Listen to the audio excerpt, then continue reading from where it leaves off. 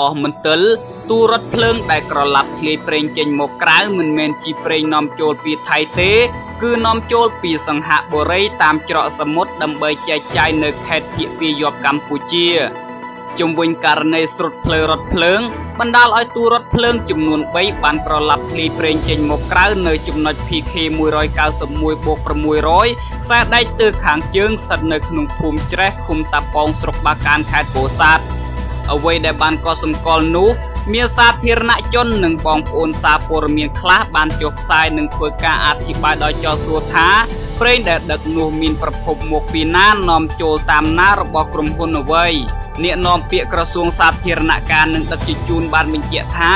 ខ្សែរថភ្លើងលេខ6535បានដឹកប្រេងចំនួន25ទូរបស់ក្រុមហ៊ុនគីសូមិចប្រភពនាំចូលពីប្រទេសសង្ហបុរីតាមកំពង់ផែស្វាយ័តខេត្តព្រះសីហនុដោយបានចេញដំណើរពីស្ថានីយ៍ភ្នំពេញឆ្ពោះទៅស្ថានីយ៍បឹងព្រីងខេត្តបាត់ដំបងដើម្បីចែកចាយនៅខេត្តភាគពាយ័ព្យប្រទេសកម្ពុជាមិនមែនជាប្រេងនាំចូលពីប្រទេសថៃ